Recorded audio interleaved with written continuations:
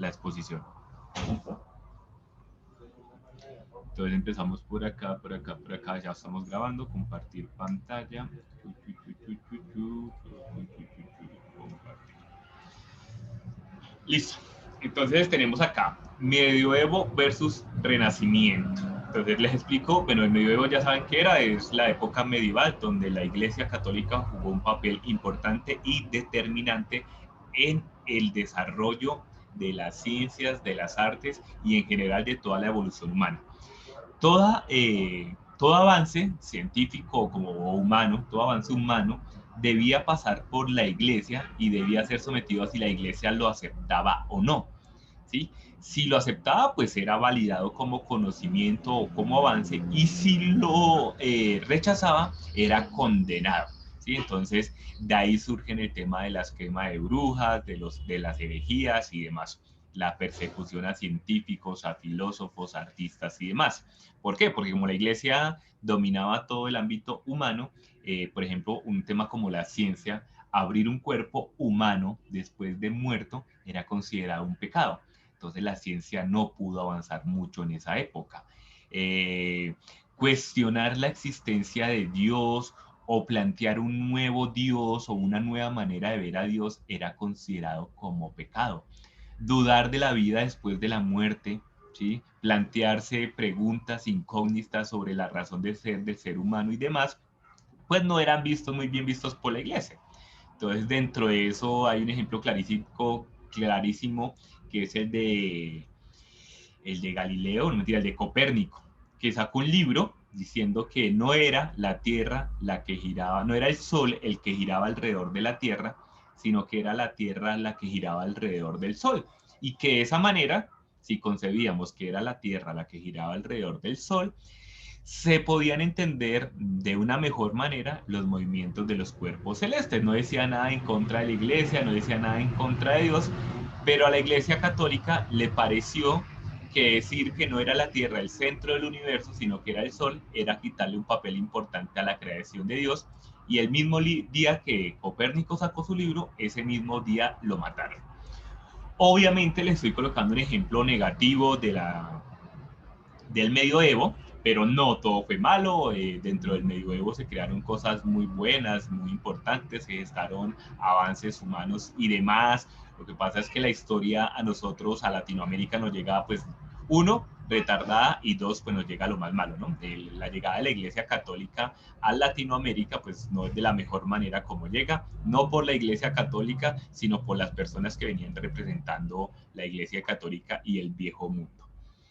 ¿Listo? Entonces, ese era el ambiente que permanecía en el medioevo. En el medioevo recuerden que había una pirámide que hablábamos del rey, la iglesia, la nobleza y el pueblo. Grosso modo, esa era la pirámide que constituía las relaciones sociales o la sociedad como tal en el medioevo. ¿Listo? Entonces, la nobleza durante la amplia Edad Media mandaba el rey y la nobleza, y esto se heredaba de padres a hijos en nombre de Dios. Y ya, listo, así era. No había elección, no había meritocracia, simplemente como yo soy el hijo del rey, pues yo sigo siendo el rey. O como yo soy hijo de la nobleza, sin importar si soy bueno o malo, pues yo sigo siendo noble. ¿Listo? Y y una persona del pueblo, una persona del común, pues nunca tenía la posibilidad de ascender a ninguno de esos circuitos. Quien tenía la sangre real tenía el poder. Quien no era un mero súbdito de ese sistema. Para que ustedes entiendan, pues eso viene dado pues también desde la iglesia o apoyado de la iglesia. Por eso hablamos de la sangre real, ¿sí? La sangre azul, la aristocracia. Era un tema muy complejo que hasta hace muchos años, o hasta hace algunos años, aún en Colombia habían personas que se creían de la aristocracia, que se creían de mejor sangre, que la sangre de ellos era más roja o era incluso azul comparada con la de los demás. Esa era una manera de entender el mundo. Entonces la pregunta dentro de ese mundo es, ¿cómo yo puedo avanzar? ¿Cómo yo puedo evolucionar siendo yo un hijo de un campesino común y corriente? Pues no había la menor manera. Usted era campesino y iba a seguir siendo campesino toda su vida. Piénsenlo para que ustedes lo entiendan de una mejor manera. Piénsenlo en el ejemplo de los esclavos negros e indígenas acá en Latinoamérica, también da gracias a la llegada de los españoles. Siendo hijo de esclavo, usted no tenía otra manera que seguir siendo esclavo. Eso pasaba en esa condición social. ¿Qué pasó y cómo llegó el Renacimiento o cómo se fue acabando ese sistema social del medioevo y en parte feudal? Con la burguesía. ¿Qué es un burgués? Un burgués es una persona, un comerciante, una persona que se dedica a los negocios, al comercio, a vender, a intercambiar cosas. ¿Listo? Entonces recuerden que dentro del sistema feudal la tierra era muy importante, ¿sí? Entonces el rey poseía la tierra, la nobleza poseía esa tierra. En Estados Unidos se utiliza el término real estate, ¿sí? Que acá en Latinoamérica o en español nosotros lo acuñamos como la finca raíz. El real estate es el estado de la realeza. Todo es de la realeza. No en vano nosotros pagamos impuestos por nuestras casas y por lo que nos pertenece a nosotros. Es porque eso, dentro de esa filosofía, en última no nos pertenece a nosotros, le pertenece al rey y nosotros debemos pagarle algo a ese rey por pertenecer a eso. Pero dentro de esa dinámica, entonces, el señor feudal se dio cuenta de que la tierra le pertenecía al rey, pero de él era lo que producía la tierra. Entonces pensemos en un ejemplo para mí que me funciona más, que soy boyacense o de raíz boyacense, la papa. La tierra donde yo cultivo la papa, pues la tierra es del rey, pero la papa es mía. Y yo empiezo a intercambiar y a vender y a jugar con ese producto y ahí nace la burguesía. Esas personas se dieron cuenta que ellos podían hacer dinero a raíz de esos intercambios con las mercancías. Y no solamente se dieron cuenta, sino que lo hicieron y obtuvieron dinero y el dinero da poder. Entonces la burguesía, la gente no era noble, pero sí se hizo rica, hasta el punto que podían hacer negocios con la corona. Entonces surgió esa nueva clase social de personas con dinero que montaban negocios y que terminaban adquiriendo poder, pues el dinero siempre da poder. Entonces estas personas que les estaba contando que empezaron a darse cuenta que podían comercializar con sus productos, pues adquirieron un dinero considerable y la corona misma los buscó para hacer negocios con ellos. Y cuando eso pasó, ellos descubrieron que tenían poder. Ahí nace la burguesía. ¿Por qué la burguesía es importante? Este señor burgués, este señor adinerado, que comercializa, no es que tenga poder por sí mismo, porque la heredó la sangre, porque es hijo del rey, sino porque él mismo se lo labró, como la mayoría de sus papás buscaron la manera de hacerse con ese capital, pues entonces se da cuenta que la iglesia tenía unos problemas, unas falencias, que la iglesia daba unas órdenes pues siempre en beneficio de la iglesia misma y nunca en beneficio del pueblo en general. Entonces ellos mismos se dieron cuenta que necesitaban unas reglas, unas nuevas normas, unos nuevos estamentos que los beneficiara a ellos también como comerciantes y no como pertenecientes a la iglesia y no como pertenecientes a la corona y que tampoco eran pues del pueblo en general. Pues gracias a eso, pues entonces la política va cambiando y se va abriendo un poquito más. Por ejemplo, ¿qué pasaba con la educación en la Edad Media? En la Edad Media la educación era exclusivamente para la iglesia y al clero, la gente que pertenecía al clero. Con el nacimiento de la burguesía, la educación empieza a llegar a personas que no pertenecen necesariamente a ese ámbito social. ¿Listo? ¿Por qué se llama renacimiento? Cuando la burguesía se da cuenta que tiene cierto poder, se da cuenta también que tiene ciertas necesidades, necesidades de conocimiento, y que el conocimiento que nos ofrece la iglesia o que les ofrecía la iglesia en ese momento, pues no les servía de mucho para ellos. Este era un conocimiento espiritual del medioevo relacionado con Dios, y ellos quieren obtener conocimientos diferentes. Entonces se devuelven al pasado y se dan cuenta que Aristóteles, Sócrates, Platón y por allá hablaban de otros sistemas políticos totalmente ajenos a la iglesia y ellos quieren empezar a conocer, a tener conocimiento sobre eso. Por eso se llama Renacimiento esta primera etapa. Renacen esos autores clásicos, Sócrates, los cínicos, los estoicos, toda esa filosofía griega totalmente ajena a la religión, pues se vuelve importante para la burguesía y es lo que ellos reclaman como aprendizaje. ¿Listo? Entonces, por ejemplo, entonces la educación, teníamos la educación en el medioevo era netamente eclesiástica, ¿cierto? La Biblia era el libro más importante en el medioevo. eran escasas. Bueno, entonces, aparte de eso, la Biblia era escasa, no todo el mundo lo tenía y solamente las personas que la tenían eran las personas que tenían ese conocimiento. ¿Qué causa esto? Pues si yo no tengo manera de llegar al libro propio, a la Biblia, pues solamente la persona que tiene la manera de leerlo es la que tiene la verdad. Y si dice que Dios me mandó a mí ser pobre para toda la vida, pues yo digo, pues así debe ser, porque como yo no sé leer, pues el que sí sabe leer lo puede entender. ¿Listo? Entonces, la Biblia, la lectura, eran para pocas personas tenían acceso a esto y de esa manera pues funcionaba el sistema. ¿Listo? Entonces solo unos pocos monjes lo leían y copiaban a mano. ¿Cómo se creaban los libros? Pues copiándose a manos y pues como era un trabajo tan engorroso, pues copiaban el libro más importante, únicamente la Biblia. Obviamente entre otros, pero el más importante o el más conocido era la Biblia. Habían más libros, ya habíamos hablado de Sócrates, de Platón y demás, pero esos libros no eran considerados importantes para nada. Con el nacimiento de este aparato que ustedes ven acá, que se llama la imprenta, se evita el trabajo de copiarse a mano, se dan cuenta que los libros son copiados mucho más rápidos y se da la apertura a nuevos libros, a libros antiguos de los que les hablaba anteriormente, a la Ética de Nicómaco de Aristóteles, a la República de Platón, a todos los libros de las escuelas estoicas, cínicas, epicureístas, escépticas y demás.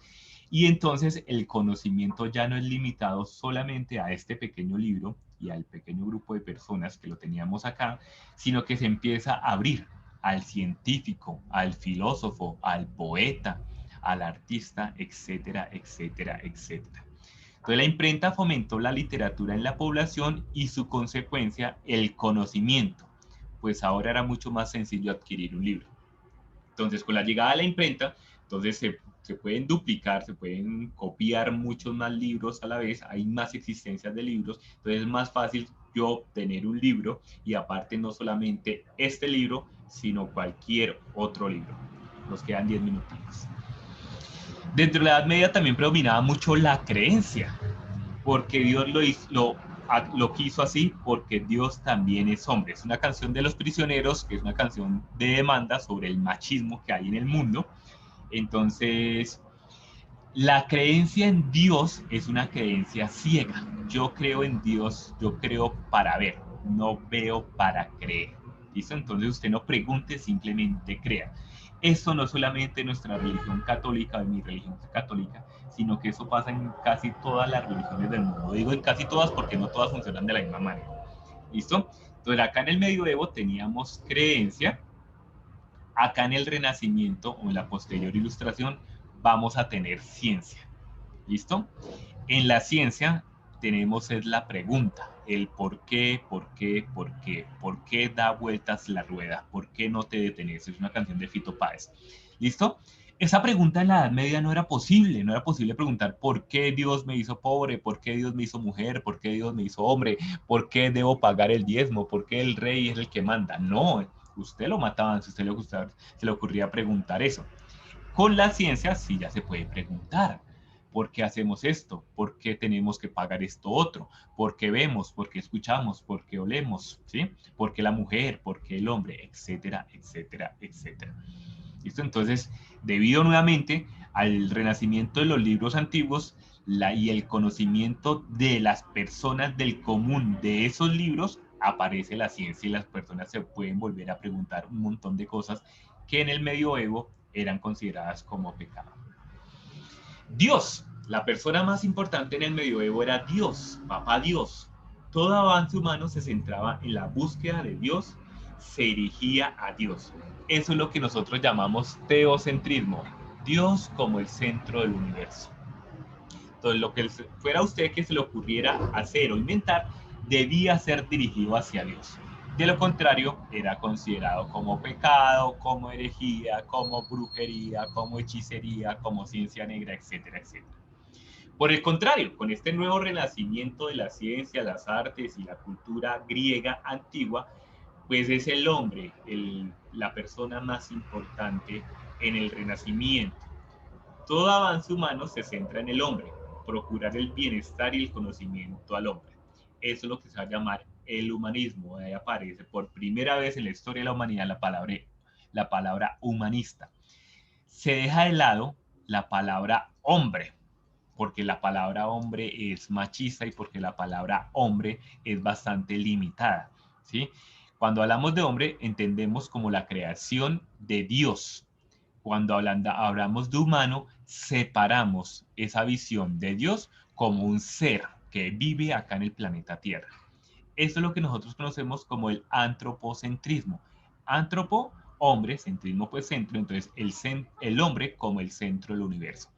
Y eso es lo que va a permitir que la ciencia y la filosofía puedan tener una apertura mucho más grande, porque dentro del teocentrismo, pues todo tenía que ir dirigido a Dios. Dentro del antropocentrismo, pues vamos a buscar, o se va a buscar, es el beneficio del hombre. Que crea en Dios o no crea en Dios, pues no. Por eso la ciencia tiene tanto avance. Por eso la educación, aquí aparecen las primeras universidades, aquí aparece la educación pues no para todos, pero sí por lo menos desligada de la religión, ¿sí? Entonces, ahí hay muchos avances dentro de la ilustración. Y ahorita les hablo de por qué la ilustración. Dentro de la Edad Media teníamos fe. No hay manera de dudar o de cuestionar, solo se debe creer. Creer para ver. ¿Listo? Si yo creo, puedo ver. Esa es la insignia del medioevo, la fe. En el Renacimiento y en la Ilustración, lo que va a tener importancia es la razón. ¿Listo? Todo está susceptible de cuestionamiento e indagación y todo debe pasar por normas lógicas, por teoremas de concordancia, de coherencia. No simplemente decir Dios lo quiso así porque Dios es hombre, sino por qué, para qué, de dónde, cuándo, cómo, etcétera, etcétera, etcétera. Medioevo fe, ilustración, la razón. La razón es la que va a ser como la juez del avance y del conocimiento humano. Acá era por fe, entonces lo que hablamos de demostrar la existencia de Dios por medio de la lógica, pero finalmente todo ha reducido a la fe. Acá no, acá va a ser la razón la que va a jugar el papel importante en decir si algo es considerado avance o no es considerado avance. ¿Es susceptible de ser examinado por la razón? Si es así, sí. Si no, de lo contrario, vuélvase acá y vuelva a la fe. ¿Listo? Y por último, entonces, como consecuencia de esto, se me va la palabra, la empresa mediante la cual se efectuaba todo tipo de avance y la cual hacía el filtro entre el hombre y el conocimiento, era la religión. ¿Listo? Entonces, todo lo que venimos hablando acá, entonces desemborda en religión. Digo empresa, pero no lo entiendan mal manera, entiéndelo como ese conglomerado de cosas que tenemos allá que funcionan de una manera específica. En el Renacimiento y en la Ilustración, sobre todo, va a ser la filosofía la que va a jugar ese papel importante. ¿Sí? ¿Por qué la filosofía? ¿Por qué no la ciencia? ¿Por qué no las artes? ¿Por qué no la economía, acá gracias a la burguesía? Pues porque la filosofía goza de esta pequeña palabra, de la razón. Ahí la filosofía cobra un papel muy importante y entonces empiezan a cuestionar un montón de cosas y empieza la filosofía a ser muy, muy estricta en cuanto a todo, en cuanto a las artes, en cuanto a la ciencia, en cuanto a la política, en cuanto a la belleza, en cuanto a todo. Entonces, todo lo que usted vaya a crear, si usted va a hablar de política, entonces miremos cómo pasa por el tema de la razón. No sé si ustedes han escuchado el tema de Leviatán. El Leviatán es un texto escrito por se me da Kevin Bacon, creo que es, si no estoy mal, y habla sobre cómo gobernar. Pero ese cómo gobernar está dado por la razón, ¿sí? La belleza, entonces Kant va a hablar sobre la belleza, qué es lo bello, qué es lo bueno, qué es lo agradable, qué es lo justo, también todo dado desde la razón, las ciencias y demás. Entonces, por eso la filosofía va a ser la mamá de los pollitos en el Renacimiento y en la posterior Ilustración. Listo, hasta ahí mis niños.